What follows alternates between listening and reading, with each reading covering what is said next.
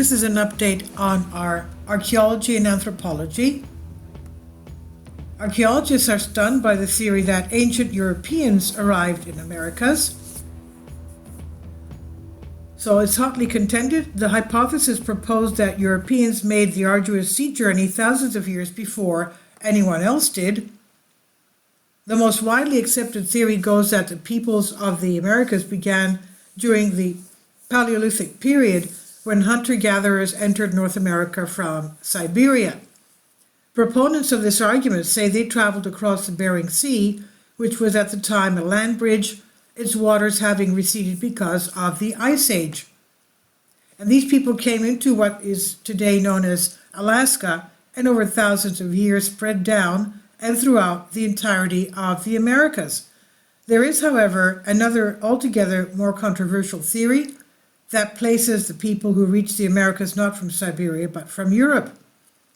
The Solutreans hypothesis insists that these ancient people traveled along pack ice in Atlantic Ocean on primitive boats and claims to have the evidence to prove it. Now, according to the hypothesis, 21,000 years ago, a group of people from the Solutrean region of France, a group known for their unique tool-making technique, Bruce Bradley and Dennis Stanford, the modern-day proponents of the hypothesis, say once these European people made it to North America, their tool-making methods made its way around the continent and provided the basis for the spread of the Clovis tool-making technology found all around the continent.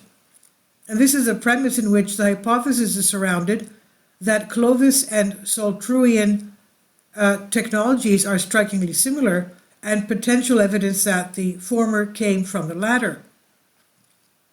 Originally proposed in the 1970s, it did not become really popular until 2010s, when Stanford of the Smithsonian Institute and Bradley of the University of Exeter of England came across this.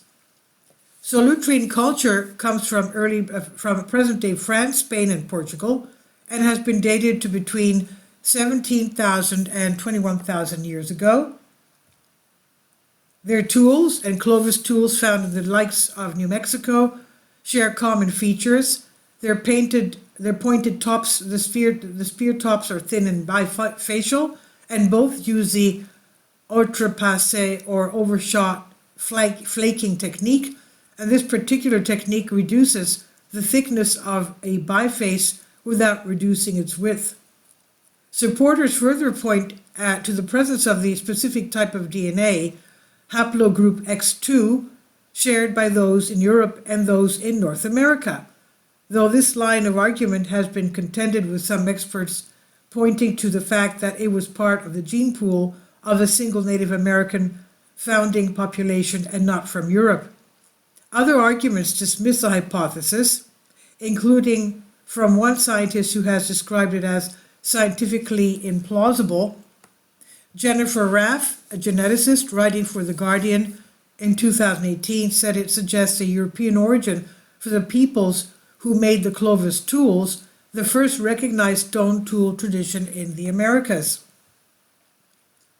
And she continued, she said, in addition to the scientific problems with the Solutrean hypothesis, which I'll discuss shortly, it's important to note that it has overt political and cultural implications in denying that Native Americans are the only indigenous people of the continents. You notice here she's saying it has political implications.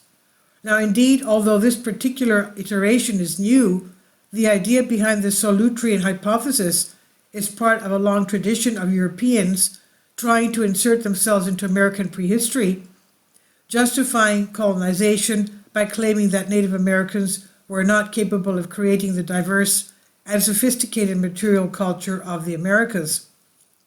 The evidence, she said, further raises eyebrows. There is a serious time gap between when the Solutreans could have crossed the Atlantic via the ice bridge 20,000 years before present, and when Clovis tools began to show up in the archaeological record about 13,000 years before present, and that there is no evidence of boat use or tools used for making boats at Solutrean sites. And this is on Express UK by Joel Day. Please leave your comments, and thank you for your support. Kindly support my Patreon account. The daily posts are 5 videos daily, and they are totally different from what I have on my YouTube channel. Thank you so much for your support and that you find all my content so interesting. You'll find the Patreon account details in the description box below.